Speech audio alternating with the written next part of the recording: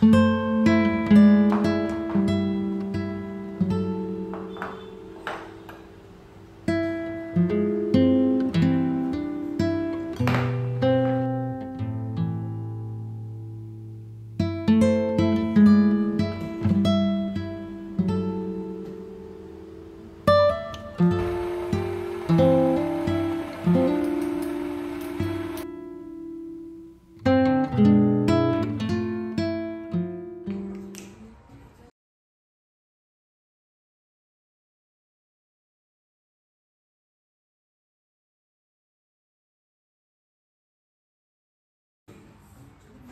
Hello नमस्कार, कसे आहात तुम्ही सगळे? तर बघा दुपारी आहे ना, इतकं छान या खिडकीतून ऊन येतं, घरामध्ये पण येतं आणि इथे बाल्कनीमध्ये पण खूप सारं ऊन येतं, म्हणजे जितकं झाडांना हवं आहे तितकं.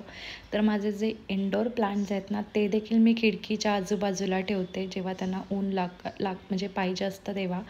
कारण इंडोर प्लांट जरी असतील ना, तरी त्यांना थोडंफार तरी ऊन हवं असतं. सो इथे बघा गुलाबाचं फूल किती छान आलेलं आहे.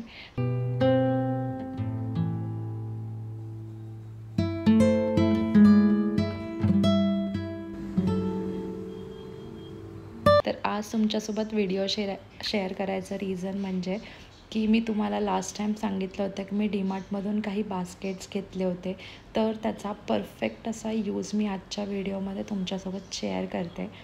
तर माझं जे पॅन्ट्री युनिट आहे ते तर तुम्हा सगळ्यांना माहितीच आहे. तिथे सगळे मी माझे जे फेवरेट सेक्शन म्हणू शकता तुम्ही त्याला, आणि त्याच्यामध्ये मी आहे ना सगळ्या ज्या माझ्या काचेच्या बरण्या आहेत त्या ठेवलेल्या आहेत. पण मी थोडंफार आता इथे चेंजेस करायचा विचार केलेला आहे. तर कसं आहे, किचन जरी मॉड्युलर नसेल, तुमचं जरी किचन नॉन मॉड्युलर असेल ना, तरी देखील आपण त्याला खूप सुंदर असा लुक करू शकतो. स्वस्तात मस्त अशा वस्तूंनी आपण त्याला खूप छान असा लुक देऊ शकतो. जर तुम्हाला काचेच्या बरण्या नको असतील आणि जर तुम्हाला सगळ्या गोष्टी ज्या आहेत त्या ऑर्गनाइज हव्या असतील ना, तर मी आज तुमच्यासोबत अशा एकदम इझी हॅक्स शेअर करते की ज्याच्यामुळे घर देखील खूप व्यवस्थित दिसतं आणि वस्तू पण आहेत ना त्या ऑर्गनाइज्ड राहतात. आणि मी आजच्या ज्या काही ट्रिक्स तुमच्यासोबत शेअर करेन ना, तर त्या तुमच्या नॉन मॉड्युलर किचनमध्ये देखील खूप छान दिसतील. तर पहिले तर मी इथे आहे ना माझे जे काही म्हणजे मला जिथे काही ऑर्गनाईज करायचं ना ते सेक्शन मी रिकामं करते. आणि मला आहे ना असे स्टेपअपचे जे ऑर्गनायझर्स आहेत ते मी लास्ट टाईम तुमच्यासोबत शेअर केले होते, मिशोवरून ऑर्डर केलेले. तर ते मी दुसऱ्या ठिकाणी यूज केलेले आहेत. पण मला आहे ना या बरण्या ठेवायला देखील एक असं पूर्ण व्हर्टिकल स्पेस यूज करण्यासाठी एखादा ऑर्गनायझर बघायचं होतं. तर मी IKEAमध्ये आहेत ना काही रॅक्स बघितल्या होत्या. तर त्या मी नेक्स्ट टाईम घेऊन येईन आणि तुम्हाला मग त्याचा देखील रिव्ह्यू शेअर करेन आणि ते मी कसं यूज करेन ते देखील दाखवेन.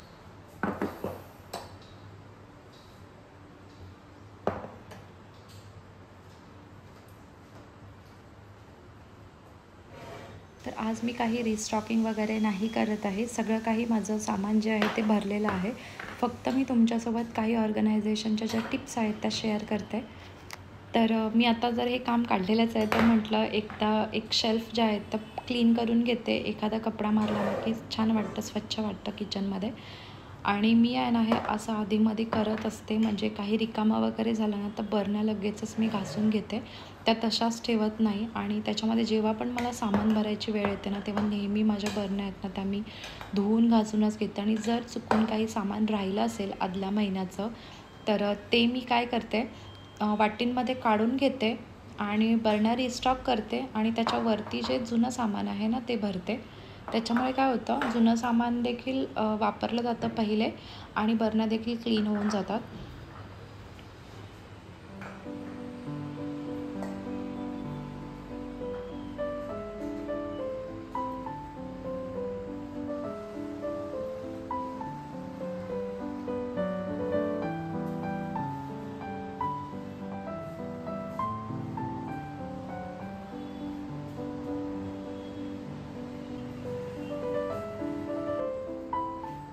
जेव्हा पण आपण काही ग्रॉसरी घेऊन येतो ना, तर तशाच जेव्हा कॅरी बॅग्स ठेवतो ना, तेव्हा ते इतकं खराब दिसतं.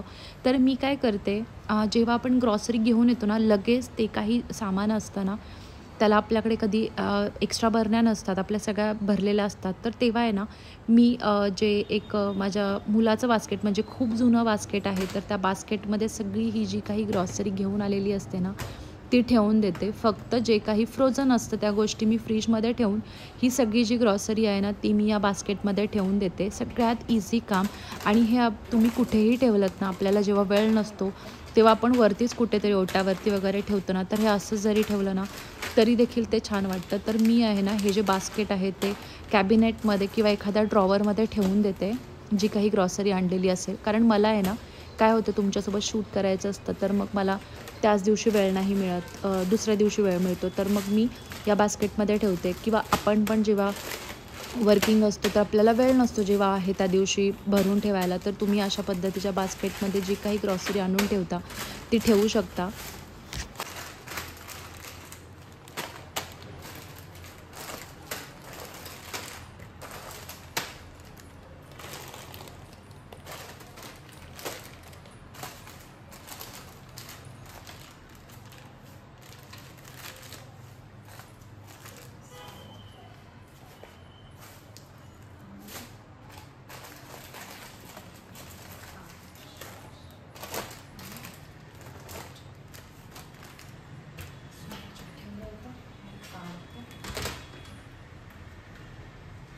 तर बघा एवढी सगळी जी ग्रॉसरी आहे ना ती त्या बास्केटमध्ये बसली होती.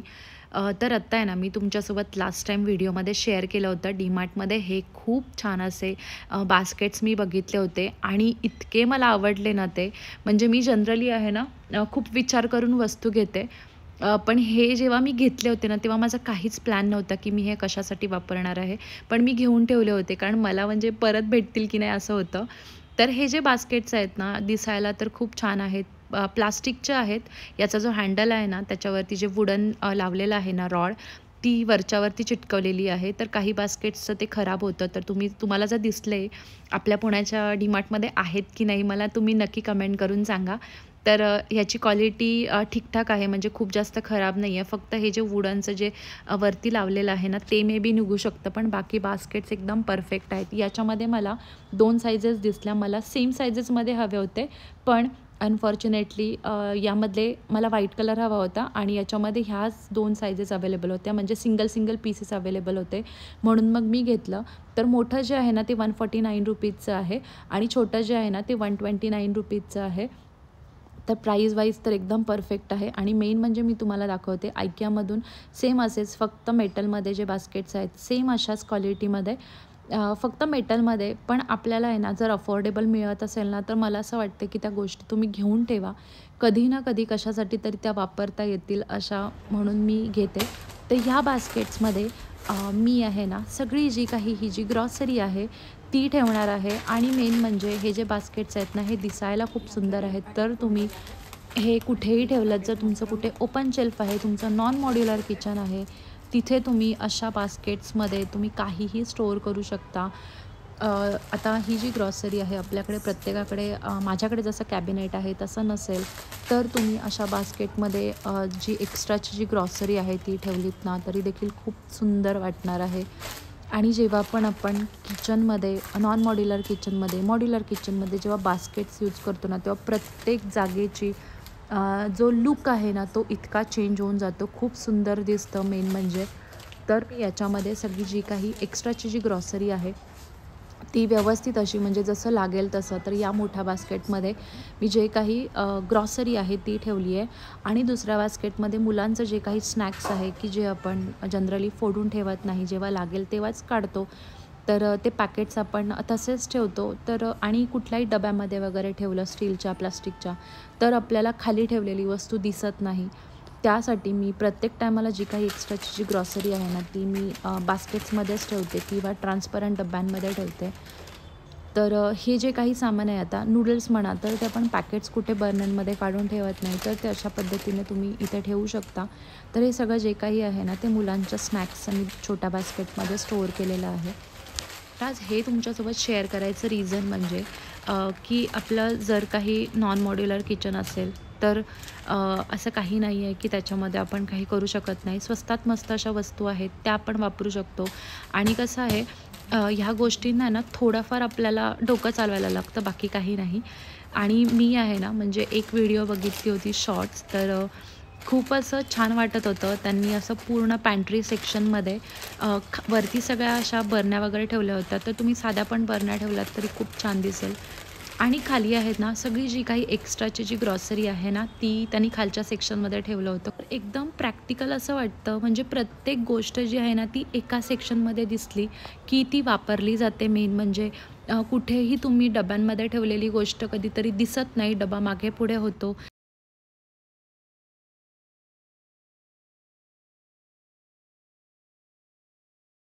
तर बघा, जसं की मी सांगितलं तुम्हाला, IKEAमध्ये सेम अशाच पॅटर्नमध्ये हे जे बास्केट आहेत ते मी मागच्या वर्षी घेतलं होतं. थोडंसं याचे जे स्क्रू आहेत ते इकडे तिकडे मिसप्लेस झालेले आहेत. तर व्हाईट कलरचं आहे. फक्त हे जे बास्केट आहे हे मेटलचं आहे. तर फक्त मेन म्हणजे ह्या बास्केटची जी हाईट आहे ना ती जास्त आहे. तर याच्यामध्ये आहे ना मी सगळे चिप्स वगैरे जे आहेत ते स्टोअर करते. जनरली आम्ही आहे ना बिस्किट्स वगैरे खूप कमी आणतो, म्हणजे नसतातच ऑलमोस्ट. आणि जरी आणले तरी 2-3 महिन्यांमध्ये 2-3 पॅकेट्स असतात. खूप असं नाही आम्ही बिस्किट्स आणत. पण कधीतरी मुलांना चिप्स वगैरे लागतात, तर ते आहेत ना मी एकदाच घेते. ते मी या बास्केटमध्ये ठेवते. तर आत्ता तरी चिप्स नव्हते, त्याच्यामुळे मी सगळे जे मसाले वगैरे आहेत ना ते आत्ता मी याच्यामध्ये ठेवलेले आहेत. मी आहे ना याला दुसरे स्क्रू लावलेत, कारण मला हे बास्केट खूप आवडतं. तर ते मिसप्लेस झाले तरी पण वापरायची इच्छा काय माझी जात नाही आहे त्याच्यामुळे.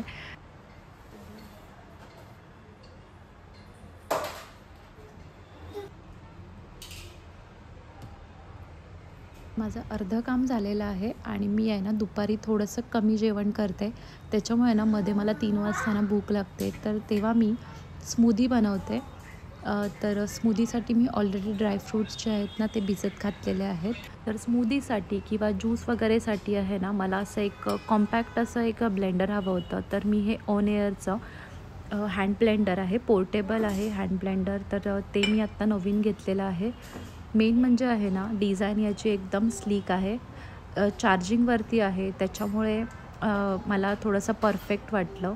याचे जे ब्लेड आहेत ते देखील 5 ब्लेड्स आहेत, स्टेनलेस स्टीलचे आहेत, त्याच्यामुळे एकदम परफेक्ट आहे. खाली आहे ना याला होल्ड करायला रबरचे स्टॉपर्स दिलेले आहेत, ज्याच्यामुळे हे बिलकुल पण जागेवरचं हलणार नाही. मेन म्हणजे क्लिनिंग खूप इझी आहे. आणि याला अजून एक झाकण दिलेलं आहे की आपण ही जी बॉटल आहे ती कुठेही इझिली कॅरी करू शकतो.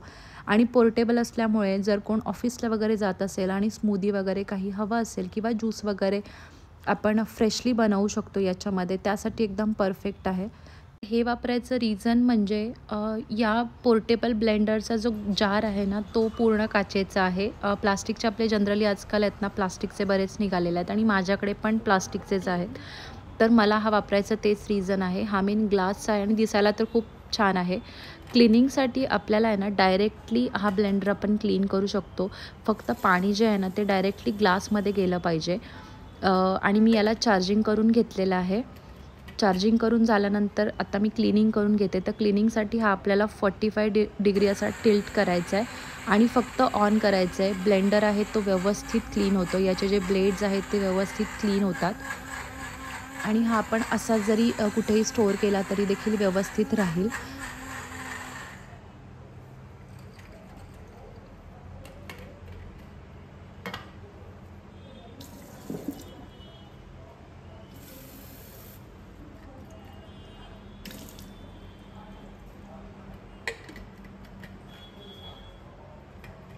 तर यामध्ये आपण ज्यूस बनवू शकतो, स्मूदी बनवू शकतो आणि मुलांचं जे काही खाणं-पिणं आहे ना, ते देखील याच्यामध्ये आपण ग्राइंड करू शकतो.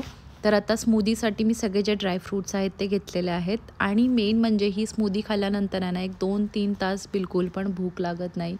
म्हणजे मला आहे ना, चहाची क्रेव्हिंग होते एक 4 वाजता.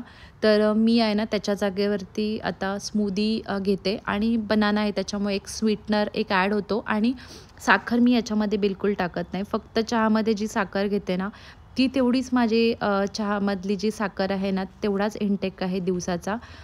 स्मूदीमध्ये मी डेट्स घेतलेले आहेत. 2च टाकलेले आहेत, जास्त नाही. आणि एक केळी घेतलेली आहे आणि थोडंसं दूध टाकते. आणि मेन म्हणजे आहेत ना, आपल्या ज्या सीड्स आहेत, वॉटरमेलन सीड्स वगैरे, त्या तुम्ही याच्यामध्ये घेऊ शकता. मी देखील घेतलेल्या आहेत. सोक करून ठेवलं होतं मी ऑलरेडी सगळं. आणि आहे ना, तुम्ही याला सकाळी जरी सोक करून ठेवले ड्रायफ्रूट्स आणि घेतलेत तरी चालतील, किंवा जर तुम्हाला लक्षात नसेल राहिलं तर तुम्ही एक गरम पाण्यामध्ये अर्धा तास आधी जरी तुम्ही सगळे जे ड्रायफ्रूट्स आहेत ना ते देखील सोक करून ठेवू शकता. तर स्मूदीसाठी मला तर हे जे ब्लेंडर आहे ना ते एकदम परफेक्ट वाटलं. आणि एकदा चार्जिंग केलं, एक अर्धा पाऊण तास लागतो चार्जिंग करायला आणि बराच वेळ चार्जिंग राहते. तर तुम्हाला जेव्हा काही ब्लेंड करायचं असेल ना तर थोडंसं टिल्ट करून ब्लेंड केलं, हातामध्ये घेऊन पण आपण याला छान असं ब्लेंड करू शकतो. कुठेही कॅरी करायला इझी आहे. मुलांचं जे काही खाणंपिणं आहे ना ते आपल्याला कुठेही घेऊन जायला लागतं, तर त्यासाठी पण हे एकदम परफेक्ट आहे. मुलांचं जे काही खाणंपिणं आहे ते आपल्याला कुठे ट्रॅव्हलिंगमध्ये वगैरे काही ब्लेंड करायचं असेल तरी देखील करू शकतो. मुलं काही खात नसतील तर त्यांना कोणतीही गोष्ट दुधामध्ये आपण मिक्स करून लगेचच्या लगेच ब्लेंड करून वापरू शकतो. आणि अजून एक पॉईंट आहे, तो म्हणजे ब्लेंडर आहे तो आपोआप बंद होतो एक 30 सेकंड्स नंतर. त्याच्यामुळे ते एक मला परफेक्ट वाटलं. म्हणजे आपण हे लावून कुठेही गेलो तरी हे आपलं बंद होणार आहे, ऑटोमॅटिक बंद होऊ शकतं. तुम्हाला आधेमध्ये बंद करायचं असेल तरी देखील तुम्ही करू शकता. तर इथे माझी स्मूदी रेडी झालेली आहे. थोडंसं मी दूध जास्त ॲड केलं होतं कारण मला आरुषला देखील द्यायचं होतं. तुम्ही थोडंसं कमी दूध घेतलं तरी देखील चालेल. तर मी ते तुम्हाला परत एकदा दाखवते की ब्लेंडर जो आहे तो ऑटोमॅटिक बंद होणारा आहे.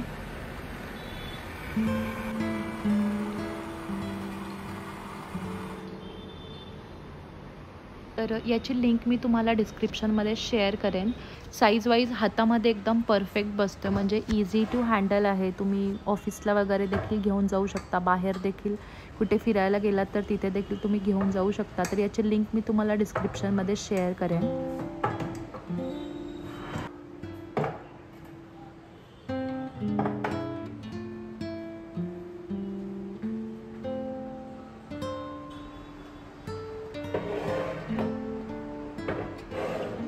इथे आहे ना मला आता मागे पुढे असे बरण्या ठेवायच्या आहेत, म्हणजे पूर्ण जी जागा आहे ना कॅबिनेटमधली ती यूज होईल. आणि मेन म्हणजे एवढ्या पूर्ण सेक्शनमध्ये सगळी जी काही माझी ग्रॉसरी आहे ना ती राहील. तर मला आहे ना थोडंसं असं ते व्हर्टिकलचं जे रॅक असते ना ती घ्यायची, तर ती मी IKEAमधून लवकरच घेईन. म्हणजे कसं आहे, वर खाली आहेत ना मागच्या ज्या बरण्या आहेत ना त्या देखील व्यवस्थित दिसतील. तर हे सगळं करायचं रिझन म्हणजे कोणतीही गोष्ट घरामध्ये असून पण वाया जाऊ नये. कारण आपण एखादी गोष्ट इकडे तिकडे डब्यांमध्ये ठेवतो आणि मग ती आपल्याला दिसत नाही आणि ती तशीच राहते आणि आपण नवीन सामान आणत राहतो. त्यासाठी या सगळ्या गोष्टी एकाच ठिकाणी असणं खूप महत्त्वाचं होतं. तर हे आहेत ना मी मागे पुढे ठेवायचं रिझन तेच आहे. मला जो खालचा सेक्शन आहे ना, खालचा कप्पा आहे ना, तो पूर्ण रिकामा हवा आहे. जी काही आत्ता मी एक्स्ट्रा ग्रॉसरी जी आहे ती बास्केटमध्ये ठेवलेली आहे त्यासाठी. तर म्हणून मी इथे सगळे मागे पुढे अशा बरण्या ठेवलेल्या आहेत. तर इथे आता मी सगळं जे काही आहे ना ते वरच्या सेक्शनमध्ये ॲडजस्ट केलेले आहेत बरण्या. आणि खाली आता मी जे काही बास्केट्स मी आता भरून ठेवले होते ते मी इथे ठेवून देते. म्हणजे इकडे तिकडे आता कुठे काही शोधायची गरज नाही आहे. सगळ्या गोष्टी व्यवस्थित अशा इथे सगळ्या बसलेल्या आहेत. तर मी सगळ्यात शेवटी तुम्हाला एक फुल जो काही कॅबिनेटचा लूक आहे ना तो देखील दाखवते. आणि मेन म्हणजे मला असं वाटतं आहे की अशा ज्या गोष्टी आहेत ना त्या अशा पद्धतीने ठेवल्या तर त्या दिसायला देखील छान दिसतात. आणि आपल्या सगळ्यांना माहिती आहे की ह्या सगळ्या गोष्टी करणं किती महत्त्वाचं आहे. आपलं किचन जितकं व्यवस्थित असतं तितकंच आपल्याला तिथे काम करायची इच्छा देखील राहते. त्यासाठी या सगळ्या गोष्टी महत्त्वाच्या आहेत.